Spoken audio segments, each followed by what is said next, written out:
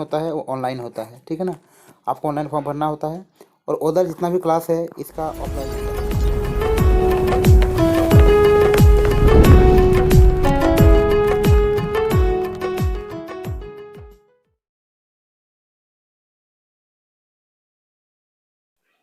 Hello everyone, आप सभी का स्वागत है आपका अपने YouTube channel SCJ trick and technique में। तो चलिए हम शुरू करते हैं आज का वीडियो। ये एक बहुत ही अच्छी वीडियो है क्योंकि ये मेरे काफ़ी स्टूडेंट द्वारा पूछा गया था कि सर एप्लीकेशन फॉर्म कैसे भरे, इसका एक वीडियो बना दीजिए। तो चलिए मैं आप लोगों के लिए एक नई वीडियो लेकर आया हूँ कि एप्लीकेशन फॉर्म को कैसे भरें। देखिए यहाँ पर आपको दिख रहा होगा एप्लीकेशन फॉर एडमिशन यानी प्रवेश का आवेदन पत्र। तो मैं आपको एक एक करके सारा पॉइंट बताऊंगा कि आप कैसे भरिएगा। ये देखिए मैंने आपके लिए पूरा PDF डाउनलोड कर लिया है, तो आप लोग लास्ट तक देखिए कि आप इसको कैसे भरेंगे।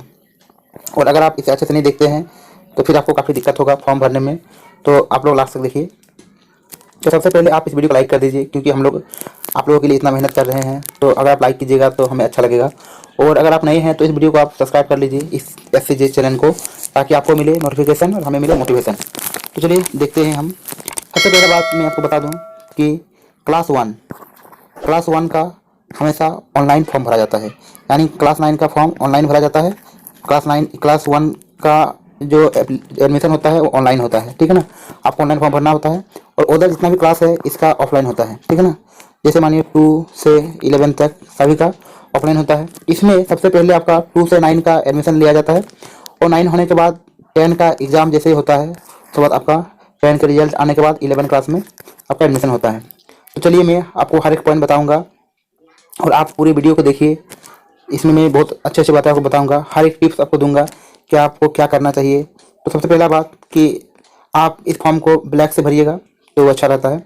और उसके बाद आप इसमें गलती ना करें, आप अपना नाम को सही तरीके से भरें, कोई वर्ड मिस्टेक ना हो। कोई भी आप नंबर भर रहे हैं तो कोई नंबर छूटे नहीं, सबको ध्यान से भरें।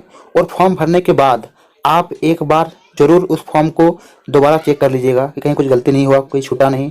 और नंबर और नाम को एक बार अपने आधार कार्ड या कुछ भी आपका जैसे हो गया आधार कार्ड, इसको सर्टिफिकेट से आप मिला लीजिएगा ताकि बाद में दिक्कत ना हो। क्योंकि बहुत ऐसा स्टूडेंट होता है मेरा कि जो आकर हमको बोलता है कि सर मेरा नाम में गलती हो गया, तो ऐसा नहीं होना चाहिए, ठीक है ना। चलिए हम लोग शुरू करते हैं। देखिए सबसे पहला काम यहाँ लिखा है केंद्रीय विद्यालय।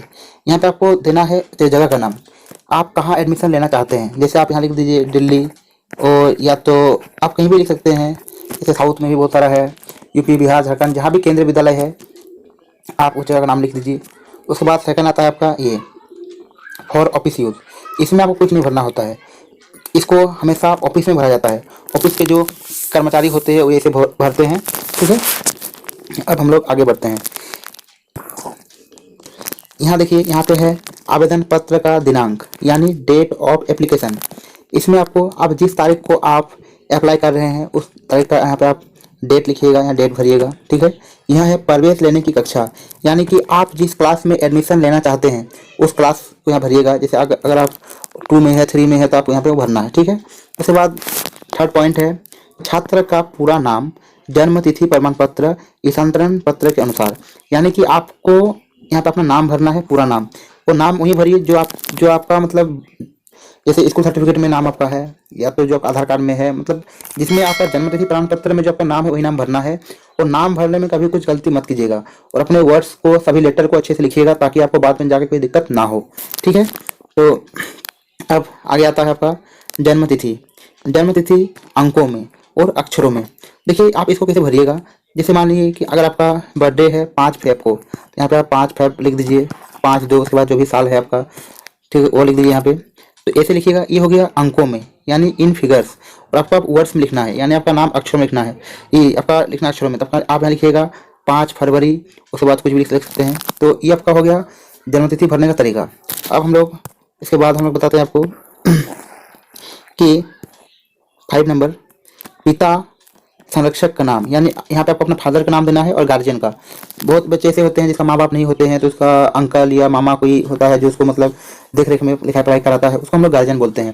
तो यहाँ पे या तो आप अपना फादर का नाम दीजिएगा या तो अपना गार्जियन का नाम, आप किसी का भी नाम यहाँ पे दे सकते हैं, ठीक है ना। तो आप अपना नाम दीजिएगा, फादर का नाम दीजिए। अच्छा, आप जो भी नाम लिखिएगा उसको अच्छे से चेक कर लीजिएगा, अपने फादर से पूछ करके या अपने जो भी गार्जियन है उससे पूछ करके लिखिएगा ताकि कभी कुछ गलती ना हो। उसके बाद पॉइंट है पेशा व कार्यालय का पता यानी ऑक्यूपेशन, आपका फादर का जो कुछ भी पेशा है यानी आप जो काम करते हैं, जैसे किसी का फादर है जो सर्विस करते हैं, किसी का फादर है जो मान लीजिए जॉब करते हैं, कोई आर्मी से है, कोई एम्प्लॉय है, कुछ भी काम हो आपको वहाँ लिखना है, ठीक है। और जहाँ पे काम करते हैं उस जगह का पता लिख दीजिएगा, ठीक है ना।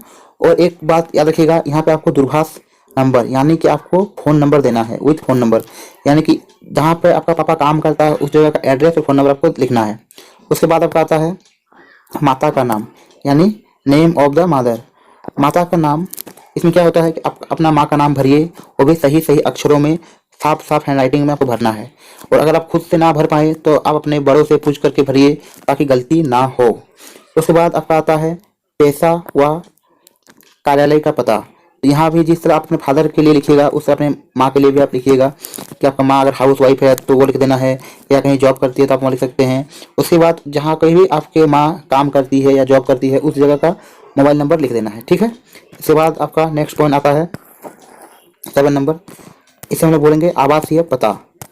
आवासीय पता इसमें क्या होता है, देखिए आवासीय पता दूरभाष के साथ यानी कि आपका एड्रेस, यहाँ पे आपका एड्रेस भरना है। एड्रेस जैसे कि आप कौन से सेक्टर से हैं, आप कौन से मतलब आपका एरिया नंबर क्या है, आपका होम नंबर क्या है, या आपका विलेज पोस्ट जो भी है, थाना, पुलिस स्टेशन, आप सब भर सकते हैं यहाँ पे। उसके बाद आप यहाँ पे एक मोबाइल नंबर दीजिएगा ताकि कभी कुछ हो जाए तो अपने घर वालों से कॉन्टैक्ट कर सके, ठीक है।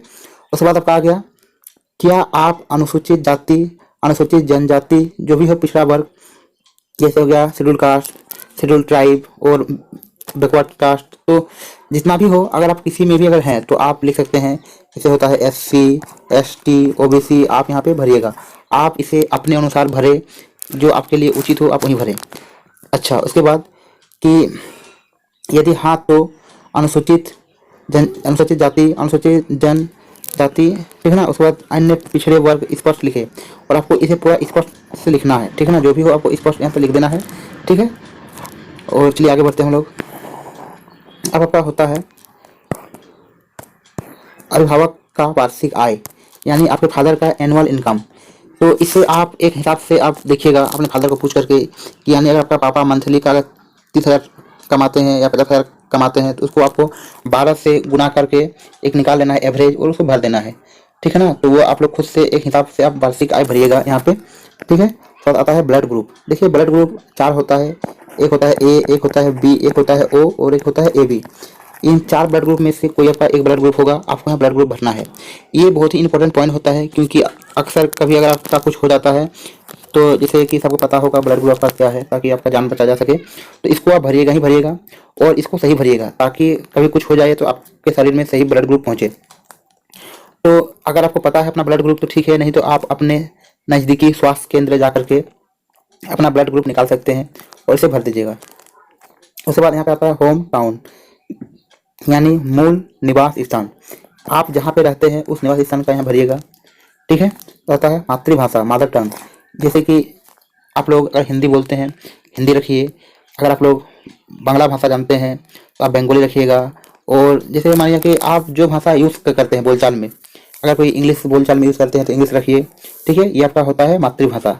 जैसे हम हमेशा हिंदी बोलते हैं तो ये मेरा मातृभाषा हो गया। वैसे हम बांग्ला भी बोलते हैं, ठीक है ना। चलिए देखते हैं पूर्व विद्यालय का नाम। जैसे कि आप KVS में आने से पहले अगर कोई दूसरा स्कूल में पढ़ते थे तो आपको उसका नाम यहाँ पे लिखना है। उसके बाद पठित कक्षा यानी क्लास इन हुई लास्ट स्टडी, मतलब आप इसमें आने से पहले आप कहाँ पढ़ते थे उसके लिए आपको यहाँ पे उसका भरना है, ठीक है। उसके बाद यहाँ पे आपका होता है स्थानांतरण पत्र संख्या व दिनांक, यानी कि आपका CLC नंबर और आपका डेट, जिस दिन आपका CLC मिला उस डेट को आपको भरना है। इतना काम आपको यहाँ पे करना है, ठीक है ना।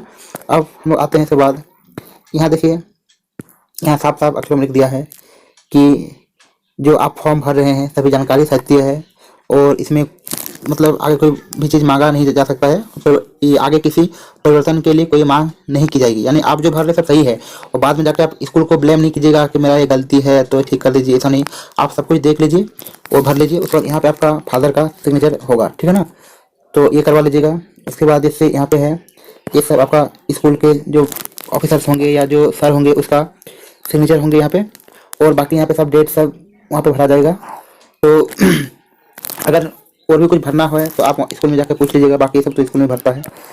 और उसके बाद आपका ये फॉर्म आता है, तो ये फॉर्म भी आप भर करके पोस्ट कर सकते हैं, जैसे कि यहाँ पे आप नाम पता दे करके भेज सकते हैं। तो ये था आपका एडमिशन फॉर्म, ये कैसे भरे मैंने हर एक पॉइंट को आपको बता दिया, और आप याद रखिए कि कैसे भरिएगा। और अगर आपको समझ में ना आए तो आप और एक बार वीडियो को देखिए, ताकि आपको समझ में आ जाए कि आप कैसे फॉर्म भरिएगा। और अगर आपको कोई दिक्कत होता है तो आप हमें कमेंट कर सकते हैं, ठीक है।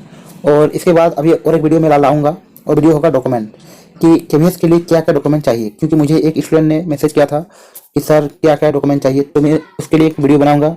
आप लोग सब जो एडमिशन लेना चाहते हैं ये सारे डॉक्यूमेंट आप तैयार कर लीजिएगा। तो ये आपका आज का वीडियो है, तो प्लीज़ आप सब्सक्राइब कीजिए मेरे चैनल को, ताकि आपको हर एक अपडेट मिले। और आज का वीडियो देखने के लिए आपको धन्यवाद। हम मिलते हैं नेक्स्ट क्लास में। बाय।